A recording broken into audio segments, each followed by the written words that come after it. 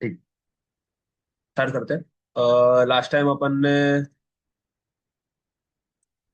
Graph editor और बाकी के एनिमेशंस देखे थे कि नॉइज वगैरह से और मॉडिफायर्स यूज करके कैसे बनते हैं। अ, अब आ जाते हैं, आज अपन थोड़ा कंस्ट्रेंट्स वगैरह ज्यादा देखेंगे। उसके पहले थोड़ा अगर ये पैनल और डिटेल में अपन समझ ले तो बेटर होगा अपने लिए। तो नॉर्मली ये जो बेसिकली इसको प्रॉपर्टीज टैब बोलते हैं, जानते हैं। अब ये कुछ प्रॉपर्टीज है, अब जो है पहले की स्टार्टिंग में जो प्रॉपर्टीज है ये अपने फाइल की मतलब ओवरऑल प्रॉपर्टीज है। राइट, जैसे फर्स्ट वाला जो है ये आपका रेंडर इंजन वगैरह, ये बेसिकली रेंडर प्रॉपर्टीज है। तो आप इस पे रेंडर इंजन अपना सिलेक्ट कर सकते हो। आपको ईवी में करना है, साइकिल्स में करना है, और उसके हिसाब से ऑब्वियसली जो आगे के ऑप्शन है वो चेंज होंगे। आपको सीपीयू रेंडरिंग करनी है या जीपीयू रेंडरिंग करनी है, अ, उससे रिलेटेड जब अपन लाइटिंग और रेंडरिंग सीखेंगे तब उससे रिलेटेड चीजें तब ये काम आती है। सेम आपका जो आउटपुट सेटिंग्स है या आउटपुट प्रॉपर्टीज समझ लो, ये रेंडर प्रॉपर्टीज या आउटपुट प्रॉपर्टीज। तो आपका आउटपुट आपको कौन से फॉर्मेट में चाहिए, उसमें क्या मेटा डेटा इंक्लूडेड होना चाहिए वगैरह वगैरह।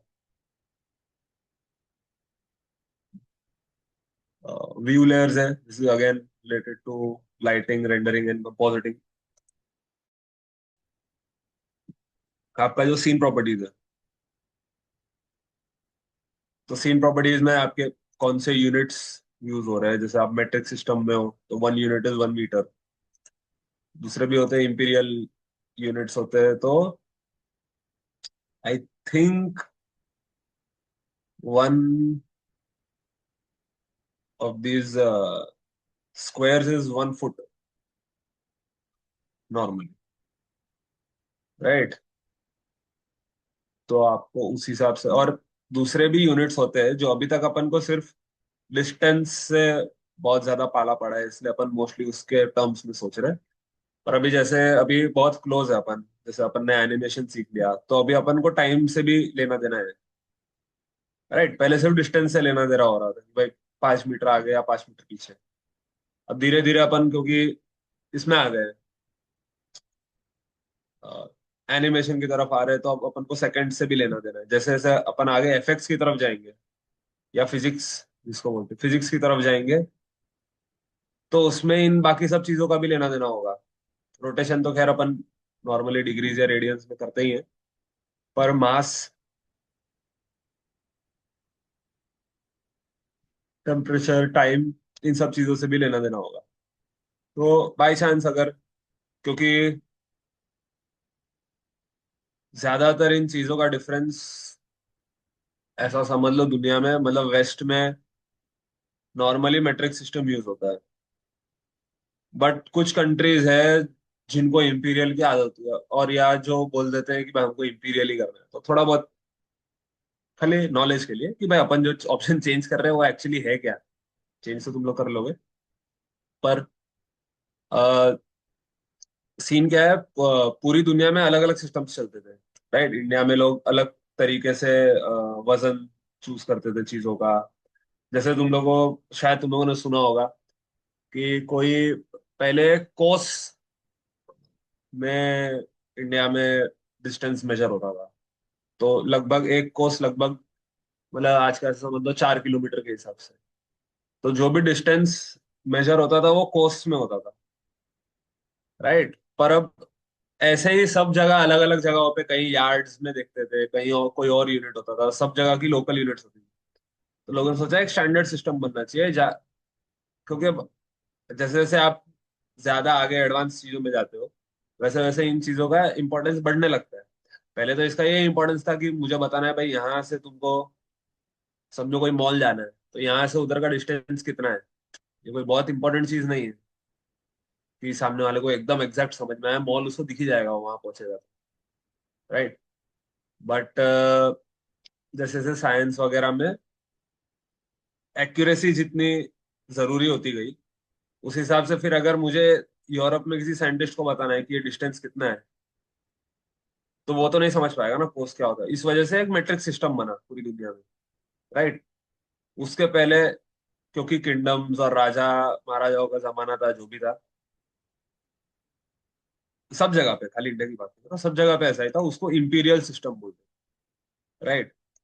पर क्या हुआ, क्योंकि अ, जब दुनिया ने स्टैंडर्ड डिसाइड किया, राइट, मोस्टली यूरोप में स्टैंडर्ड डिसाइड हुआ, पर कुछ कंट्रीज ने बोला कि हम नहीं मानते स्टैंडर्ड्स, हम अपने हिसाब से ही करेंगे चीजें। तो जैसे यूएस हो गया, उसने बोला मैं चीजें अपने हिसाब से ही करूंगा, मैं मीटर्स वगैरह में नहीं करूंगा, ना किलोग्राम्स में। तो वो लोग पाउंड्स में अपने हिसाब से करते हैं, मीटर्स की जगह आई थिंक यार्ड्स या माइल्स यूज करेंगे, किलोमीटर्स की जगह वो लोग अपना ही चलाते हैं। डिग्री टेम्परेचर में भी केल्विन, चलो ये तो केल्विन स्केल यहाँ पे साइंटिफिक होती है, बट जैसे पूरी दुनिया डिग्रीज यूज करती है टेम्परेचर के लिए, तो वो बोलेंगे हम फ़ारेनहाइट यूज करेंगे। तो उन्होंने अपना सब खुद का बना दिया। और इसमें प्रॉब्लम क्या होती है, बाकी दुनिया को वो नहीं समझना। तो मेट्रिक एक स्टैंडर्ड सिस्टम है, राइट, और एक इंपीरियल सिस्टम है उनका। अब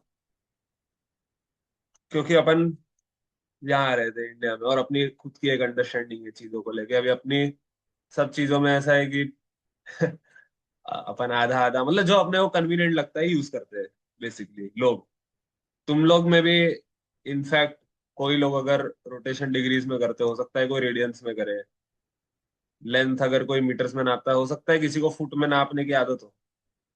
बाय द वे, मैं बता दूं एक और फन फैक्ट, कि इंडिया में इलीगल है फुट से चीजें नापना, राइट, बाय लॉ इलीगल है। कि अगर आपका कोई कारपेंटर घर पे आता है और बोलता है कि भाई 4 फुट की लकड़ी लगेगी, तो वो बात करना ही इलीगल है। फुट में आप बात कर ही नहीं सकते, आपको मीटर में करनी होती है।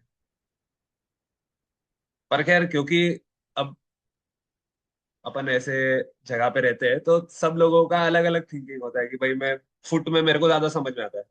अगर कोई मुझे बोलेगा, या तो शायद तुम कैरेक्टर्स के ज्यादा ज्यादा काम करते हो फॉर एग्जाम्पल, तो अब कोई, तुम सोचोगे भाई कैरेक्टर की हाइट कितनी होनी चाहिए, तो तुम अपने दिमाग में ऐसे लगाओगे ना, क्योंकि नॉर्मली अपन लोगों की हाइट फुट में बोलते हैं, भले अपन दुनिया में मीटर्स यूज करते हो।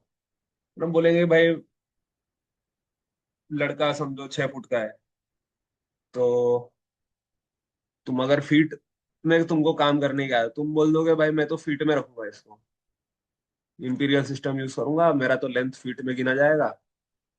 और उस हिसाब से ये सब चीजें भी चेंज होगी, राइट। अब ये दिखा रहा है 6 फीट, 6.5 फीट, समझ रहे हो। अब वो तुम समझ लो ये चीज क्या है। अब तुमको अगर इंचज में करना है, 12 इंच होते हैं, तो अब ये तुम कैलकुलेशन करते बैठो, ठीक है, अगर तुमको ये चीज इतनी इंपॉर्टेंट है तो। नहीं तो बाय डिफॉल्ट इसको मेट्रिक में रखो, उसमें भी कुछ चीजें तुम लोग चेंज कर सकते हो, जैसे केल्विन की जगह सेल्सियस, ये करने में कोई बुराई नहीं है, राइट। नॉर्मली इसका कोई असर नहीं पड़ता है, अनलेस एंड अनटिल कोई, मतलब बहुत ज्यादा आप जैसे इस चीज का कहाँ फर्क पड़ता है मैं बताता हूँ। टेम्परेचर नॉर्मली इसका फर्क ये पड़ता है कि जब अपन आग बनाएंगे, तो मैं कौन से पॉइंट पे कितना टेम्परेचर रखने जाता हूँ, राइट। टेम्परेचर की वजह से बहुत फर्क पड़ता है आग में। लिक्विड्स में भी करता है, फ्लूइड्स में, बट आग में थोड़ा ज्यादा, क्योंकि स्पेसिफिक टेम्परेचर की आग का स्पेसिफिक कलर होता है, राइट। मतलब तुम लोगों ने भी शायद नोटिस किया होगा कि अगर बहुत कम हीट वाली आग है, या समझो मेटल को, बहुत इसका अच्छा एग्जांपल है मेटल को, जब अपन पिघलाने की कोशिश करते हैं, तो तुम लोग नोटिस करोगे, या शायद केमिस्ट्री में भी तुम लोगों को सिखाया होगा I don't know, कि टेम्परेचर से कलर का बहुत लेना देना होता है। तो जब कम गर्म होगा तो येलो कलर होगा, धीरे धीरे और ब्राइट रेड की तरफ जाएगा, फिर एकदम बहुत ज्यादा हो जाएगा तो वो मेटल वाइट हो जाएगा, मतलब बहुत ज्यादा टेम्परेचर है। फ्लेम्स में ब्लू फ्लेम होती है, रेड फ्लेम होती है, ऑरेंज, व्हाइट फ्लेम होती है।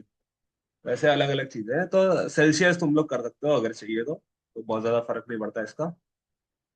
टाइम सेकंड्स में रहे तो ये अच्छा है, राइट। मास किलोग्राम्स में रहे, लेंथ मीटर्स में रहे, रोटेशन का ऐसा है कि अगर तुमको सच्ची में एकदम परफेक्ट होना है ये सॉफ्टवेयर में, तो तुम इसको अभी से रेडियंस कर लो।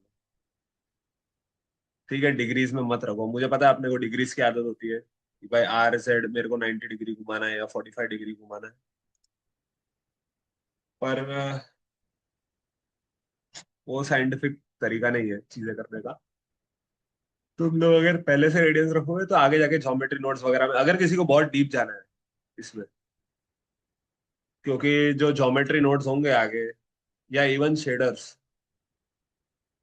उसमें जो ट्रांसफॉर्म के ऑप्शंस है, उसके अंदर रेडियंस ज्यादा यूज होता है, उसमें डिग्रीज यूज ही नहीं कर सकते बेसिकली।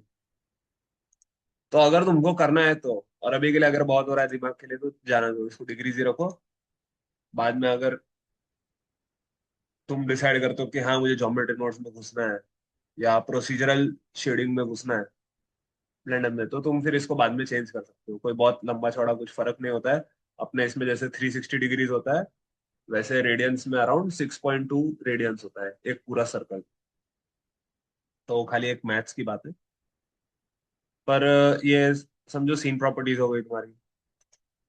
ये तुम्हारा world, world properties, right. World मतलब बेसिकली ये जो ग्रे ग्रे दिख रहा है ना एनवायरनमेंट, अगर मैं ओवरले बंद कर दूँ इसको, तो ये ग्रे एनवायरनमेंट जो दिख रहा है that is your world basically.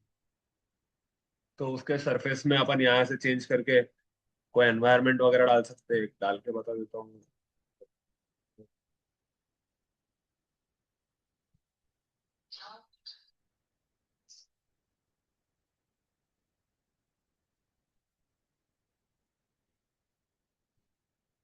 जैसे ये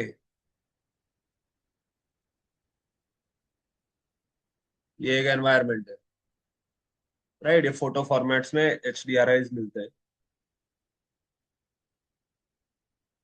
तो this is basically your world. और भी वर्ल्ड में क्या आता है, ये जो हवा है इसके आसपास, उसमें कोई वॉल्यूम है, कोई डस्ट है, उसकी कोई डेंसिटी है। ये जो ये जो तुम्हारा एनवायरनमेंट है, वर्ल्ड है, ये कैमरा में दिखेगा कि नहीं, या डिफ्यूज कलर में दिखेगा कि नहीं, इसके हाइलाइट्स पड़ेंगे कि नहीं, अ, ये ग्लास के थ्रू दिखेगा या नहीं, ये सब ऑप्शंस है यहाँ पे। दूसरा सेटिंग्स भी है अगर किसी को बहुत डीप में जाना है तो। अभी के लिए बेसिक समझने के लिए, ज्यादा कंफ्यूज नहीं हो इसलिए मैं नहीं बता रहा हूँ।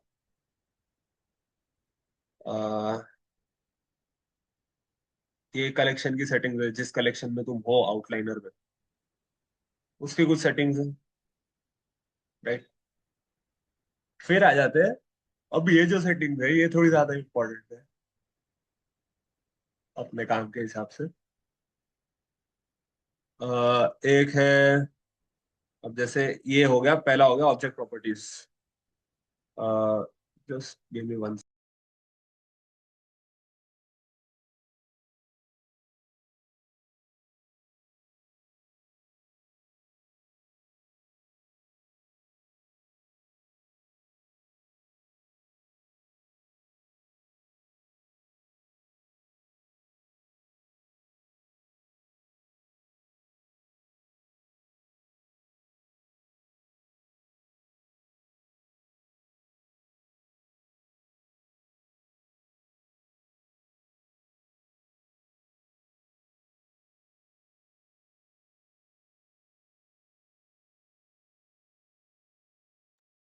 हेलो। हाँ, सॉरी अबाउट दैट। ये जो ऑब्जेक्ट प्रॉपर्टीज है, तो इसमें तुम्हारे ऑब्वियसली ये प्रॉपर्टीज होगी, ट्रांसफॉर्म प्रॉपर्टीज। इसके रिलेशंस होंगे, अगर जैसे अपन लास्ट टाइम चीजों को पेरेंट कर करके देख रहे थे एक दूसरे से। तो समझो, मैं ओवरले चालू करूँ। समझो अगर मैंने इस क्यूब को इस प्लेन से पेरेंट किया हुआ है, right. Plane being the active object, जो तुमको मालूम पड़ेगा इसके कलर से या यहाँ के कलर से। इसको मैंने अगर पेरेंट कर दिया और उसको बोला कीप ट्रांसफॉर्म, राइट। तो अब ये जो ऑब्जेक्ट है, इसके रिलेशंस में तुमको उसके पेरेंट का नाम दिखेगा, पेरेंट का टाइप भी दिखेगा, राइट। पेरेंट का टाइप बीइंग, इसको ऐसा समझ लो कि अगर ये जो प्लेन है, इसको मैं समझो सब डिवाइड कर देता हूँ बहुत बार, राइट। और इसमें अपन ने लास्ट टाइम शेप कीज बनाना प्रॉपर्ली सीखा था, तो मैं इसको दो शेप कीज दे देता हूँ, राइट। दूसरे शेप की में मैं इसको बोलूंगा कि ये वाला पार्ट जरा,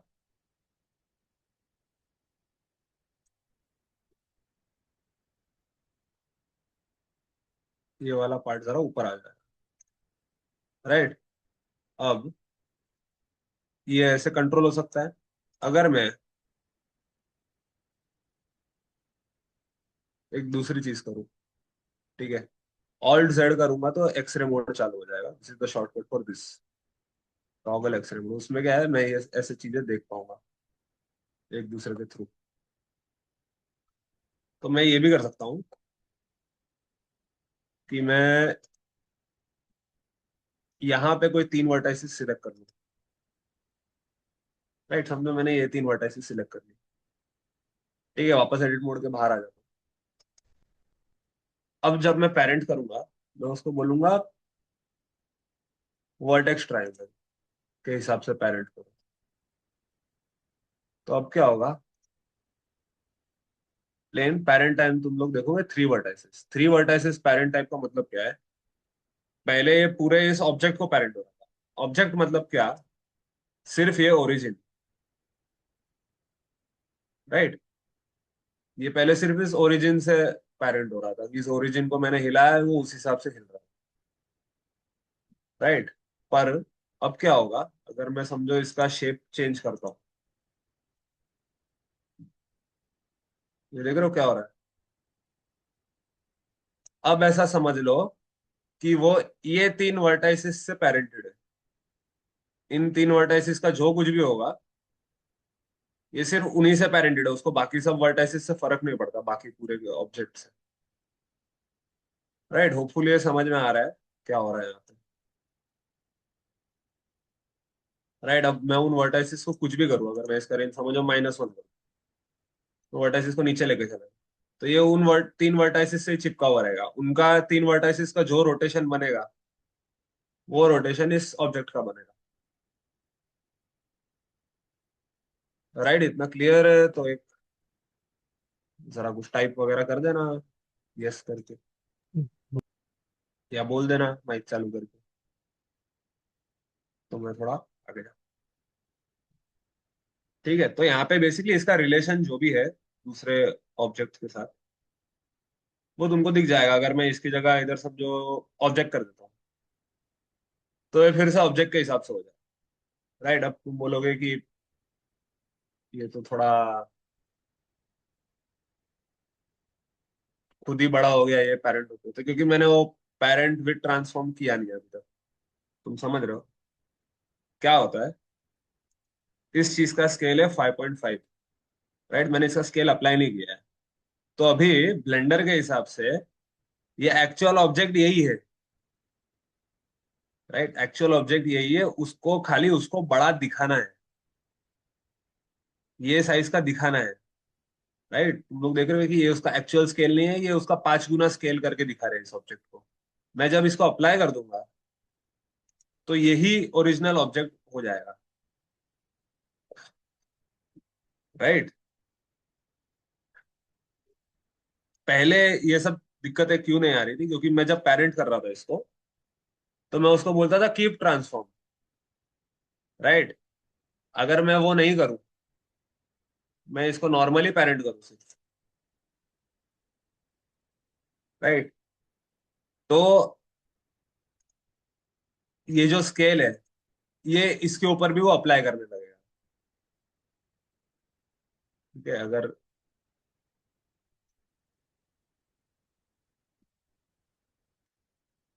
अगर समझो तुम बाद में इसको थ्री वर्टेक्स करने जाओ, तो ये इसको बड़ा कर देगा, जो कि पहले नहीं हुआ था, राइट। पहले उल्टा हुआ था। पहले अगर मैंने इस पे थ्री वर्टेक्स किया, राइट, और फिर इसको चेंज करने गया, तो ये बड़ा हुआ। थ्री वर्टेक्स टाइम करते कुछ नहीं हुआ, तो ऐसे तुम लोग चेंज कर सकते हो, यहाँ से कुछ चेंज करने की जरूरत नहीं है, तुम लोग अगर सिर्फ यहाँ पे देख पाओ तो वही ठीक है। राइट, तुम इसमें कोई भी चेंज करोगे तो ये सीधा ऐसा ट्राई करेगा कि मैं इसके ट्रांसफॉर्म्स ले लूं, ये जो नीचे प्लेन है उसके ट्रांसफॉर्म्स ले लूं। तो वो अपन नहीं करेंगे। राइट, अभी के लिए इसको थ्री वर्टाइसेस रहने देंगे।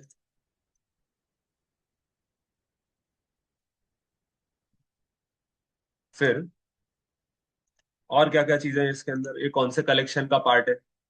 राइट, तुम यहाँ देखोगे मेरे जो कलेक्शन का नाम है वो इधर कलेक्शन का पार्ट आ जाता है। अ, इसको इंस्टेंस, इसके ऊपर कोई चीज आपको इंस्टेंस करनी है या नहीं, फॉर एग्जाम्पल यूवी स्फीयर एक मैंने ले लिया। फिर मैंने बोला कि इसके अंदर अगर जब तुम ज्योमेट्री नोट्स बनाओगे तो फिर हर वर्टेक्स पे ये इस स्फीयर को डालने की कोशिश करेगा। ठीक है, उससे रिलेटेड इंस्टेंसिंग के ऑप्शन है।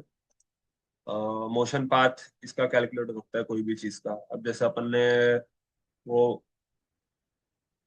क्रिकेट वाला एग्जांपल देखा था इसमें,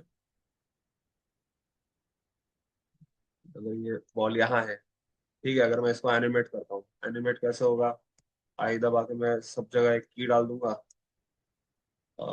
आफ्टर 40 फ्रेम्स में बोलूंगा यहाँ बाउंस हो जाओ। राइट, ऑटो की ऑन कर देता हूँ। आफ्टर 80 फ्रेम्स बोलूंगा यहाँ आ जाना। राइट, और जो भी इसको मुझे वेक्टर करना है इसके ग्राफ एडिटर में जाके,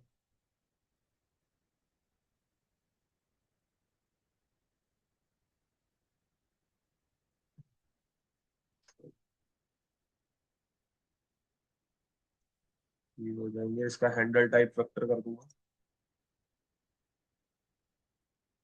राइट, तो पर जो भी आप एनिमेशन करते हो इसका, अगर समझो मैंने ये नहीं किया, मैं इसको बोलूँ मोशन पाथ्स कैलकुलेट कर दो इसका, तो ये देख रहा हूँ बेसिकली मेरे को उसके पूरा एनिमेशन का एक मोशन पाथ मिल जाएगा। राइट, अब ये मोशन पाथ तुमको बताएगा एग्जैक्टली कौन से फ्रेम पे इसकी पोजीशन कहाँ होने वाली है। ऑल्सो ये जो ब्लैक डॉट्स है, ये हर फ्रेम है ऐसा समझ। राइट, स्टार्टिंग फ्रॉम वन, जहां जहां आपने की फ्रेम लगाया वहां वहां वो ऑरेंज कर देगा और उसका फ्रेम नंबर भी बताएगा। अब जैसे वन पे यहाँ है, वन पे मैंने एक की दी हुई है इसको। राइट, अगर तुम लोग इसमें देखो तो वन पे एक की दी हुई है, 40 पे एक की है, 80 पे एक की है, तो वो की फ्रेम्स तो वो बता ही रहा है।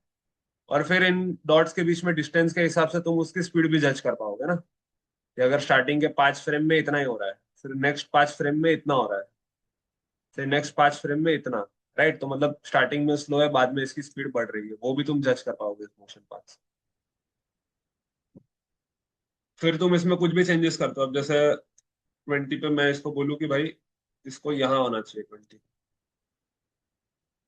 हर चीज के बाद तुमको ऐसा अपडेट मोशन पाथ करना पड़ेगा, तो अब ये अलग से बताएगा। राइट, अब इसका एक्चुअल एनिमेशन क्या होने वाला है, यही सेम चीज मैं ग्राफ एडिटर में जाऊँ। राइट, और जो 40 पे सब चीजें हैं इनको मैं बोल दूँ, इनका हैंडल टाइप वेक्टर कर दूँ, तो अब ये मेरा मोशन पाथ हो गया। राइट, तो ये मोशन पाथ वाला उन चीजों से लेना देना है इसका। डिस्प्ले में ऑब्वियसली तुम लोग और डिटेल्स इसकी चेंज कर सकते हो भाई, थिकनेस वगैरह, कलर वलर। और शेडिंग, शेडिंग में लाइट लिंकिंग और शैडो लिंकिंग वगैरह चेंज कर सकते हैं, पर वो लाइटिंग के टाइम डिटेल में देखेंगे। अ, बाकी सब यही सब चीजें, visibility, view port visibility, basically इस ऑब्जेक्ट को ओवरऑल जो जो चीजें अफेक्ट कर सकती है वो प्रॉपर्टीज तुम लोग को यहाँ मिल जाएगी। राइट, व्यू पोर्ट में ऑब्जेक्ट कैसा दिखता है, टेक्सचर्ड दिखाना है इसको, वायर फ्रेम में दिखाना है, बाउंड्स दिखाने हैं इसके सिर्फ, या सिर्फ इसको एक सॉलिड दिखाना है वगैरह वगैरह, जो भी है। इसके ऊपर वायर फ्रेम दिखाना है या नहीं, इसके एक्सिस दिखाने हैं कि नहीं, या इसका नाम अ, तो खैर ये है ऑब्जेक्ट प्रॉपर्टीज कुछ। फिर आते हैं मॉडिफायर्स। मॉडिफायर्स है कि इस ऑब्जेक्ट पे क्या क्या मॉडिफायर्स लगे हैं, राइट। मॉडिफायर्स बहुत सारे तरीके के होते हैं, जैसे समझो एक यूवी वॉप का मॉडिफायर तुम लोग लगा सकते हो। जनरेट के इसके अंदर तुम लोग को एरे वाले ऑप्शंस मिलते हैं थोड़े, जैसे लास्ट टाइम देखे थे अपन कि भाई मल्टीप्लाई करना है इस ऑब्जेक्ट को बार बार, राइट। ऑब्वियसली मॉडिफायर्स पे प्रॉपर एक दो सेशन निकल सकते हैं तो भी वो काफी इंटरेस्टिंग रहेगा। तो अपन ट्राई करेंगे कि एनिमेशन से अपन धीरे धीरे अपन जा रहे हैं थोड़ा बहुत रिगिंग की तरफ, और ये दो चीजें अपन को साथ में ही सीखनी चाहिए, तो इजी पड़ता है, राइट। अगर तुम फर्स्ट टाइम सीख रहे हो दोनों चीजें, तो रिगिंग और एनिमेशन साथ में सीखना अच्छा है, क्योंकि वो कॉन्सेप्ट्स दोनों में एक ही यूज होते हैं, राइट। जो रिगिंग वाला इंसान करता है, जो रिगिंग आर्टिस्ट करता है, उससे एनिमेशन को बहुत ज्यादा लेना देना होता है, क्योंकि रिगिंग हुई एनिमेशन के लिए रही। तो उस हिसाब से अपन सीख रहे हैं, पर उसके बाद मॉडिफायर्स के ऊपर अपन प्रॉपरली एक दो लेक्चर रख सकते हैं, क्योंकि इसमें काफी इंटरेस्टिंग चीज है, मतलब तुम लोग के पॉइंट ऑफ व्यू से कि क्या क्या अलग चीजें कर सकते हैं प्रोसीजरली। तो उसके बारे में करेंगे अपन। सिंपल डिफॉर्म आई थिंक मैंने लास्ट टाइम तुम लोगों को बताया था, पर बहुत सारी चीजें जो तुम लोगों को काम आएगी। पर बेसिकली ऐसे मॉडिफायर्स लगते हैं इस पे जो इसके मेश को चेंज करते हैं, right. This is complete related to meshes। ये मेश का शेप वगैरह सब कैसे चेंज होगा, तो वो नॉर्मली मॉडिफायर्स से होता है, राइट। फिर आ जाते हैं पार्टिकल्स। पार्टिकल प्रॉपर्टीज भी होती है जो एफएक्स में आएगा। कुछ फिजिक्स प्रॉपर्टीज भी होती है, ये भी एफएक्स का पार्ट है। फिर आते हैं कंस्ट्रेंट्स, कि इस ऑब्जेक्ट पे क्या कंस्ट्रेंट्स लगे हैं।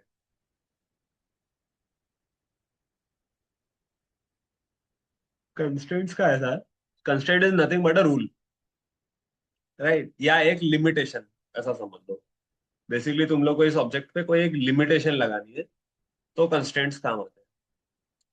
अब कैसे टाइप की लिमिटेशन हो सकती है, तुम कोई ऑब्जेक्ट के मूवमेंट पे, राइट, क्या लिमिटेशन लगा सकते हो। Okay, अब जैसे बॉल वाला एग्जांपल ले लो। अपन एक लिमिटेशन ये लगा सकते हैं कि भाई ये ग्राउंड के नीचे नहीं जानी चाहिए, राइट। मैं इस बॉल को जैसे भी मूव करूं आगे, मैं भले इसमें 15-20 एनिमेशन करूं, पर ये इस ग्राउंड के नीचे नहीं जानी चाहिए। तो मैं क्या करूंगा,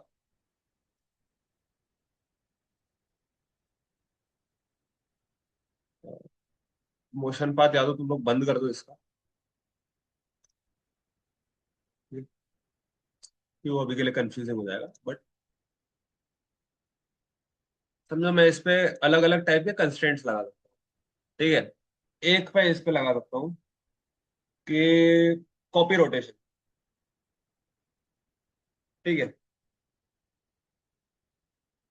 कि इसका रोटेशन खुद से मैं सेट नहीं करूं, वो कभी भी कोई दूसरा ऑब्जेक्ट से कॉपी हो। अब मैंने इसमें बोल दिया कि टारगेट तुम्हें इस क्यूब का रोटेशन कॉपी करना है फॉर एवर, राइट।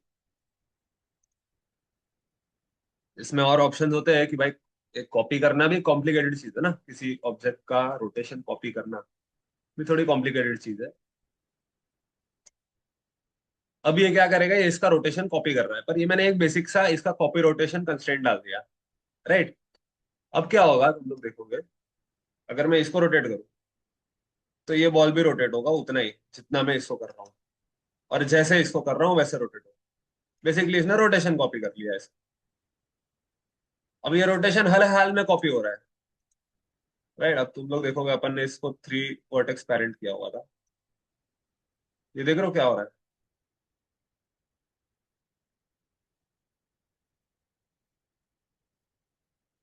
अब ये सिर्फ रोटेशन ही कॉपी हो रहा है, समझ रहे हो। जैसे अगर इसका रोटेशन कोई और वजह से चेंज होता है, जैसे इसका जो पेरेंट वाला रिलेशन है इन तीन वर्टाइसिस से, उसकी वजह से इसका रोटेशन चेंज हो रहा है, तो भी वो बॉल का रोटेशन चेंज होता रहेगा। समझ रहे हो?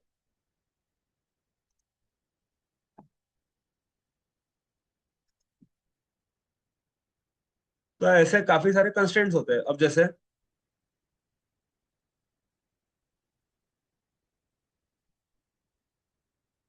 कॉपी रोटेशन था, वैसे समझो अगर तुम कॉपी लोकेशन कर दो,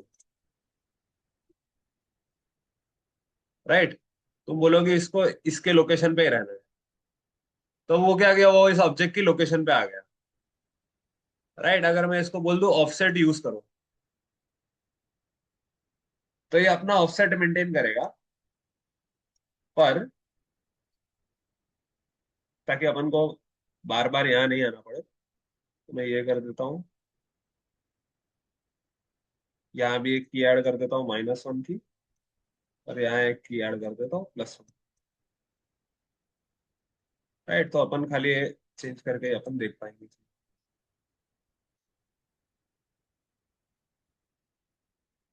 तो अब तुम लोग देखोगे ये इसका लोकेशन भी कॉपी करेगा अलोंग विथ रोटेशन, राइट।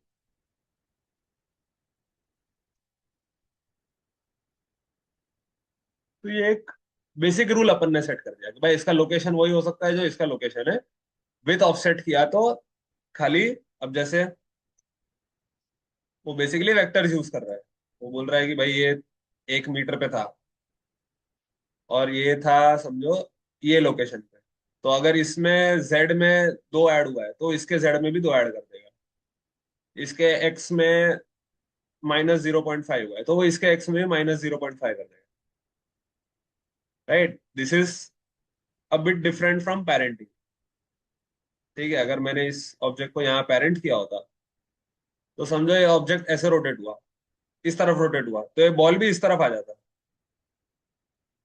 तुम लोग समझ रहे हो? इससे रिलेटिव वो बॉल भी इस तरफ आ जाता। दिस इज नॉट एक्चुअल, ये पेरेंटिंग के अलग रूल्स होते हैं, ये कंस्ट्रेंट्स के अलग रूल्स होते हैं, राइट। इतनी सिंपल नहीं होती है बात की भाई ये मुड़ेगा तो वो भी मुड़ेगा। पेरेंटिंग वैसा नहीं है।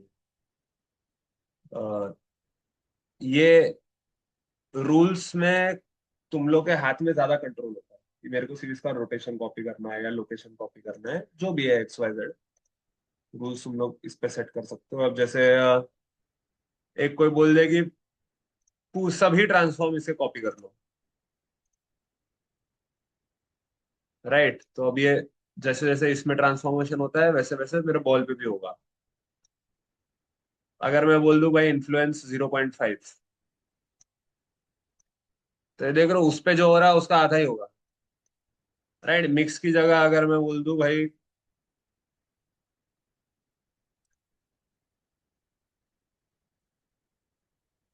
कि इसके भी कुछ एनिमेशन रखो, राइट। जैसे पहले ये था इसका एनिमेशन,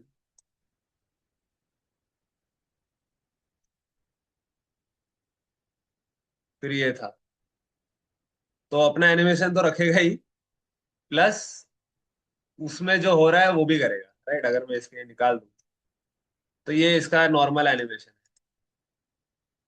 राइट। ऑल्सो स्क्रीन का फोन कर देता हूँ।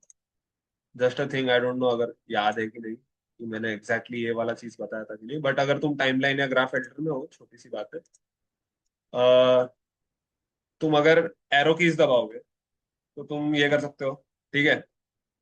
अप एंड डाउन दबाओगे एरो की, तो तुम की फ्रेम्स जंप कर सकते हो अपने एनिमेशन। ठीक है, छोटी सी बात है। This will only work in timeline and graph editor अगर तुम्हारा कर्सर कहीं भी हो। बट ये ध्यान रखना, अगर कोई दूसरा टाइप का पैनल है और उसमें अप और डाउन एरो की का कोई अलग शॉर्टकट है, तो हो सकता है वो काम ना करे। इसलिए गुड प्रैक्टिस तुम जिस चीज में शॉर्टकट यूज करने की कोशिश कर रहे हो, उसी पैनल में अपना कर्सर रखा हुआ, क्योंकि डिपेंडिंग ऑन कहाँ कर्सर है बहुत सारी चीजें अलग अलग होती है। अब जैसे अगर मैं यहाँ एक्स दबाऊं, तो ये ट्राई करेगा मेरा ऑब्जेक्ट डिलीट करने का, पर अगर मैं यहाँ एक्स दबाऊं, तो वो ट्राई करेगा की फ्रेम्स डिलीट करने का। तो ट्राई करो तुम जो एक्शन जिस पैनल में करना चाहते हो तुम्हारा कर्सर वहीं पे हो।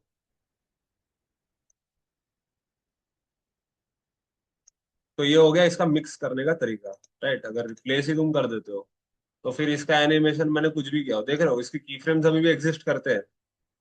पर उसके बाद जब कंस्ट्रेंट चालू होता है तो मैंने उसको बोला इसके सब अपने सब ट्रांसफॉर्म इस क्यूब से ले लो। ट्रांसफॉर्म्स मतलब क्या, मतलब बेसिकली ये तुम्हारा लोकेशन रोटेशन और स्केल इस क्यूब से ले लिया था। तो अब उसका खुद जो भी है, तो बॉल भले यहाँ पे ऐसे नीचे ग्राउंड की तरफ आ रहा होगा, पर उसके बाद अपन ने बोल दिया है कि सीधा रिप्लेस ही कर दो। वो जो ट्रांसफॉर्म है वो सीधा इस डब्बे से ले लो। तो ये चीजें हैं। और भी कुछ चीजें होती है, जैसे लिमिट लोकेशन।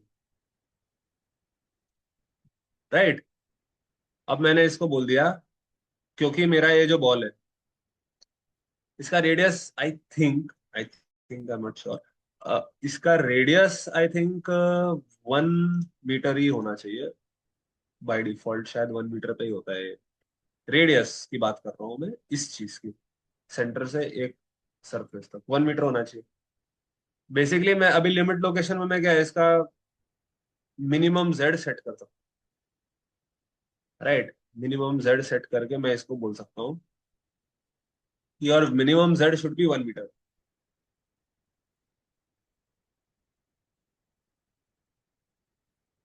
राइट, 1 मीटर अब थोड़ा ज्यादा हो गया क्योंकि इसका स्केल अप्लाइड नहीं है, इसलिए ये सब चीजें काम नहीं करेगी। तो अब धीरे धीरे तुम लोग को समझ में आएगा मैं हमेशा क्यों बोलता था कि स्केल अप्लाई कर लिया करो। I will apply the scale. ठीक है। अह, फिर भी इसके डायमेंशंस देख ही लेते हैं। अच्छा, इस बॉल को मैंने छोटा किया हुआ है पहले से। बाय डिफॉल्ट अलग डायमेंशंस का बॉल बनता है, और उसका डायमेंशन अपन चेंज कर सकते हैं। अपन डायमेंशन बोल देंगे बाय 1 मीटर।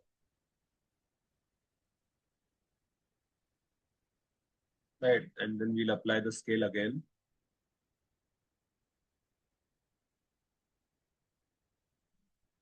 देन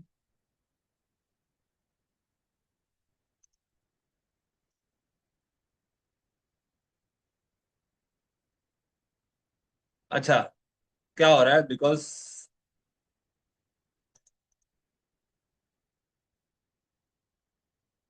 एक सेकंड,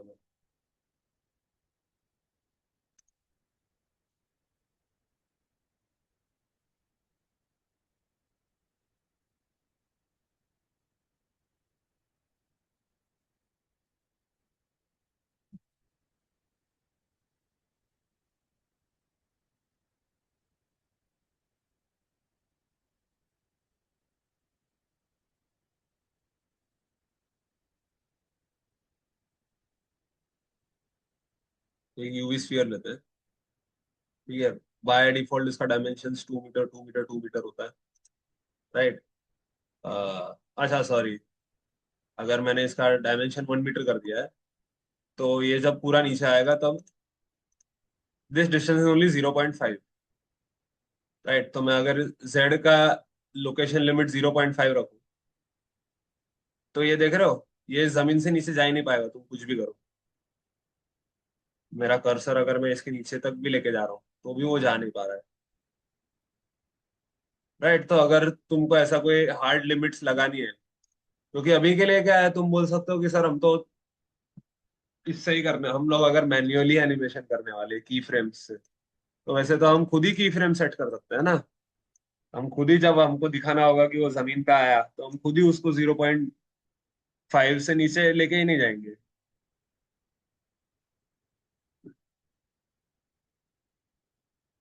पर वो ऑब्वियसली तुम कर सकते हो, but that doesn't work always. अगर तुम्हारे 50 ऑब्जेक्ट है तो तुम हमेशा मैन्युअल की फ्रेम एनिमेशन नहीं करोगे। बहुत सारी जगहों पे ऑटोमेटेड मूवमेंट जरूरी होता है। तो तभी ये सब रूल्स काम आता है। हर बार तुम दिमाग में नहीं रख सकते। अगर तुम्हारे 50 ऑब्जेक्ट्स हैं तो तुम कितनों का ये चीज दिमाग में रखोगे ना, ये ग्राउंड से इसका ओरिजिन का डिस्टेंस क्या है। हर बार तुम सब चीजें याद नहीं रख, तुम जो नहीं याद रख सकते हो तुम रूल्स बना दो। राइट, इसका तुम लोग लोकेशन लिमिट कर सकते हो, स्केल वगैरह लिमिट कर सकते हो। मेंटेन वॉल्यूम भी एक ये ठीक है, थोड़े काम की चीज है। जैसे तुम स्क्वॉश एंड स्ट्रेच करते हो ना, तो अगर तुमको स्क्वॉश एंड स्ट्रेच में परफेक्शन चाहिए, तो तुम मेंटेन वॉल्यूम यूज करोगे। मेंटेन वॉल्यूम से क्या होगा, मैं इसको अगर वाई में स्केल करता हूँ, तो देख रहे हो इसका एक्स का, इसका जेड का स्केल कम हो रहा है। तुम समझ रहे हो? ये बेसिकली अगर बॉल में एक हवा है, जैसे एक्चुअल बॉल कैसा होता है, अगर तुमने कोई अच्छे मटेरियल का बॉल देखा होगा। अच्छे मटेरियल से मेरा मतलब है जैसे वो रेड कलर का रबर बॉल आता था क्रिकेट का। तो वैसा अगर तुम लोग कोई बॉल देखते हो, तो उसमें कैसा, अगर तुम उसको बीच से पिचकाओगे, तो ये म्यूजिक की वजह से डिस्टरबेंस हो रहा है क्या?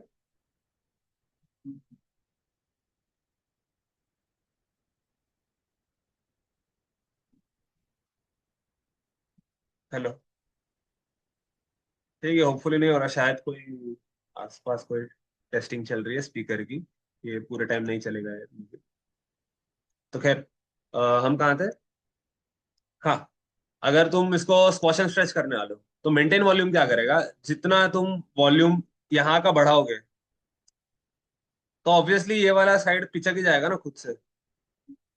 तो वो सिर्फ उस रूल को मेंटेन करता है। नॉर्मली अगर मैं नहीं लगाऊं, अगर मेंटेन वॉल्यूम नहीं लगाऊं, तो समझो मैं इसको वाई में स्केल करूँ तो ये ऐसे स्केल होगा, right, with this axis and this axis staying the same.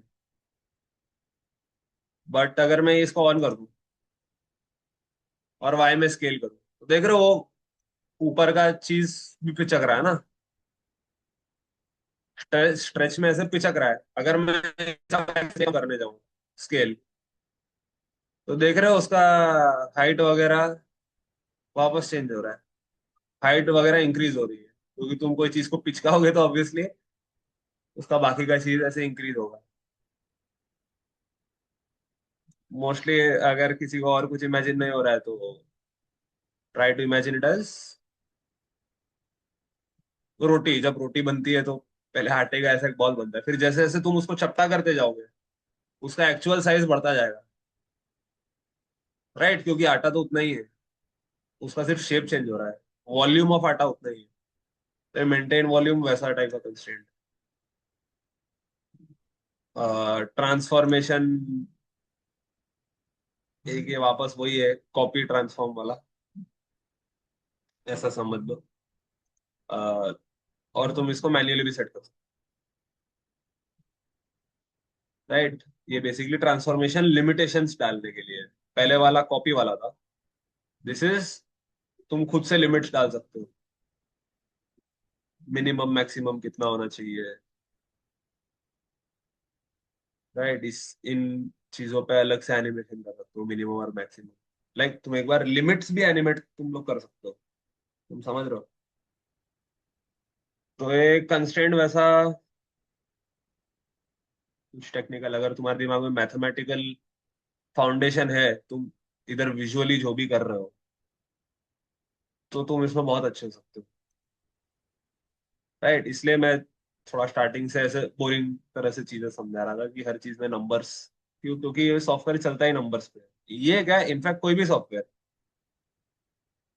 Right, वो नंबर्स पे चलता है। अब जैसे माया भी इन्हीं सब चीजों पे चलता है, एग्जैक्टली, राइट। पर क्योंकि लोग विजुअली ज्यादा इंटरेस्टेड होते हैं उसमें, तो फिर ये सब चीजें बताई नहीं जाती, राइट। कंस्ट्रेंट्स वगैरह, ट्रांसफॉर्म का एक्चुअल मतलब क्या है, जब ट्रांसफॉर्म बोलते हैं, लोकेशन के नंबर्स क्या होते हैं, रोटेशन के नंबर्स क्या होते हैं, ग्लोबल स्पेस लोकल स्पेस क्या होता है, और किस चीज को ट्रांसफॉर्मेशन बोलते हैं, किस चीज को ट्रैकिंग बोलते हैं। अब जैसे ट्रैकिंग हो गया, ये और भी काम था। अब समझो जैसे मेरा कोई एनिमेशन हो गया, राइट, पर समझो मेरा एक कैमरा है,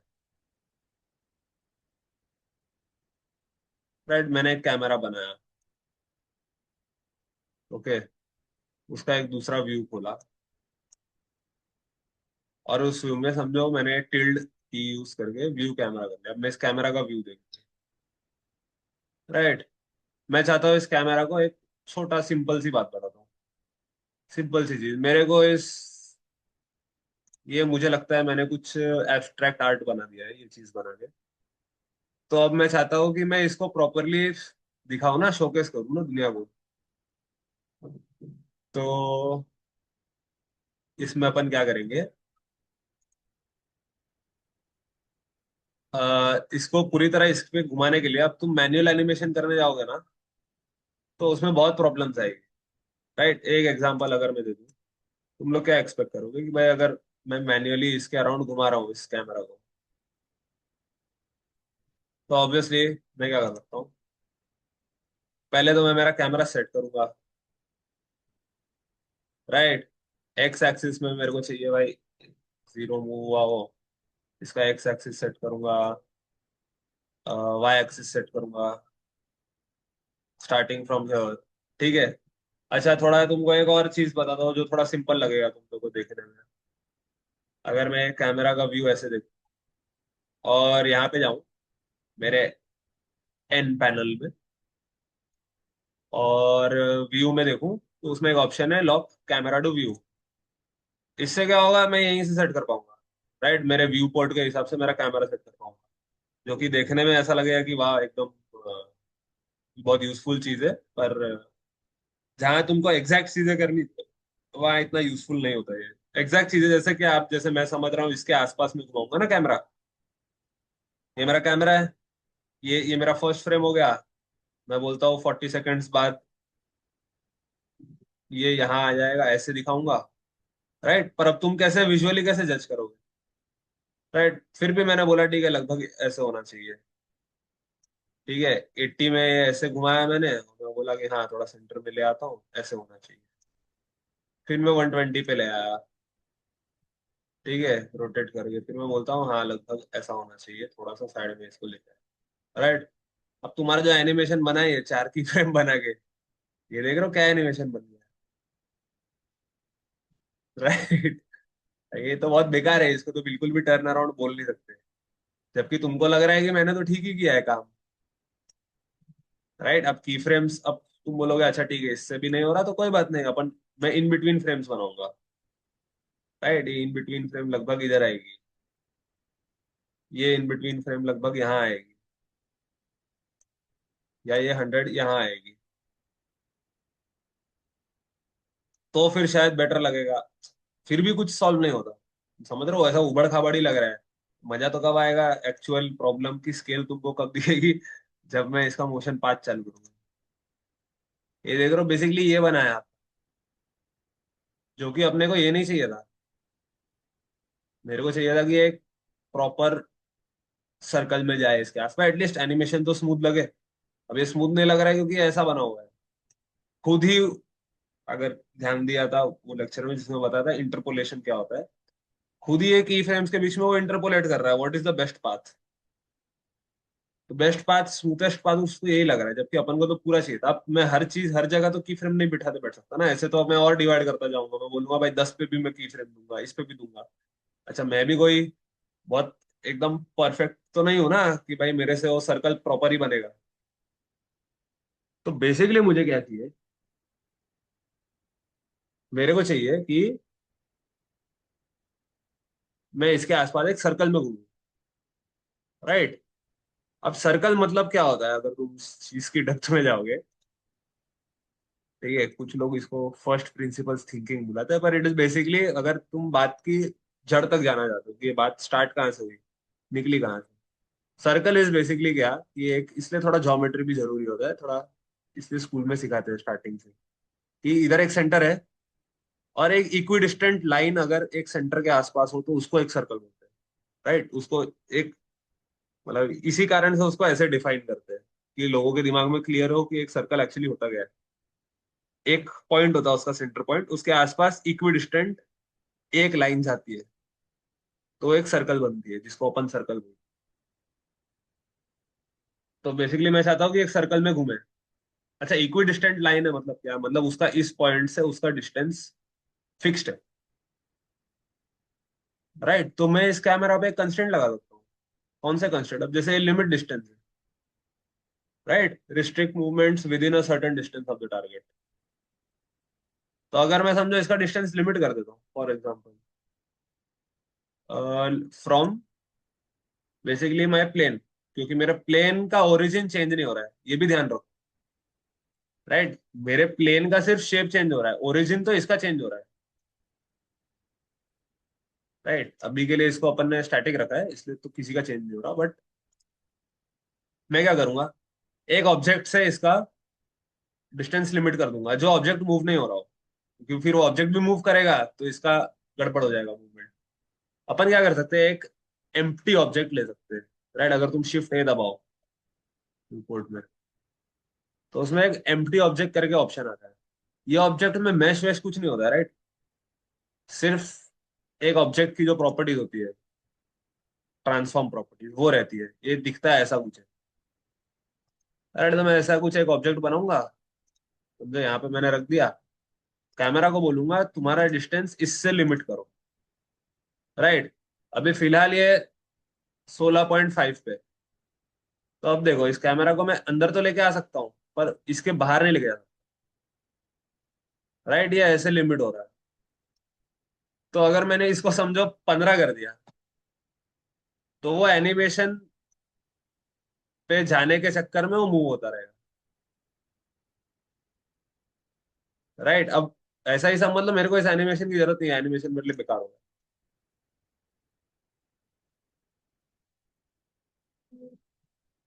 राइट, इमोशन पाथ भी अपन निकाल देंगे।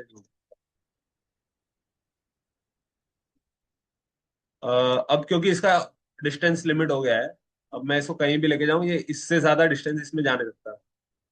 पर मेरे को कुछ और भी रूल्स लगाने पड़ेंगे उस मूवमेंट को। अभी के लिए तुम लोग क्या देखोगे, प्रॉब्लम ये स्फियरिकल प्रॉब्लम बन चुका है कि ये ऊपर तो जा ही सकता है ना, अगर ये भी रूल लगाया तो फिर मैं बाकी सब कंस्ट्रेंट्स भी लगा सकता हूँ, कि जैसे अ, इसका लोकेशन लिमिट कर दूं। राइट, लोकेशन जेड में इसका चेंज नहीं होने दूं, इसका समझो जैसे मिनिमम और मैक्सिमम जेड में सेट कर दूं। उसकी जगह मैं क्या करूंगा, बस अभी के लिए ये मैं लॉक कर दूं इसका जो जेड लोकेशन। सिर्फ ये लॉक करने से क्या होगा, अब ये कैमरा ऊपर नीचे नहीं जा पाएगा।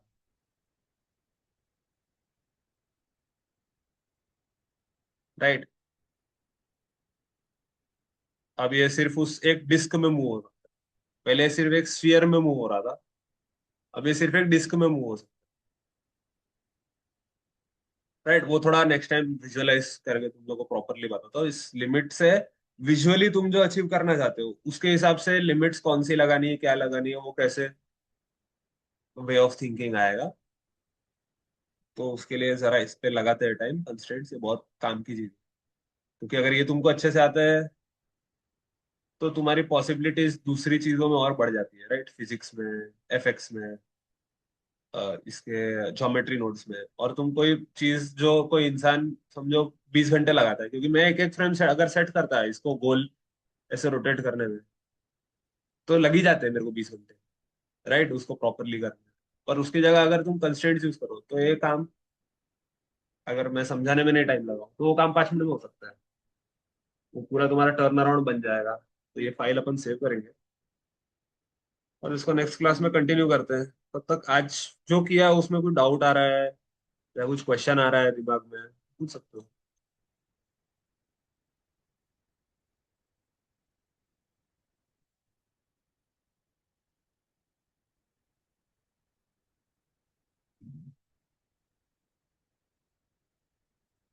नहीं, किसी को कोई क्वेश्चन नहीं है?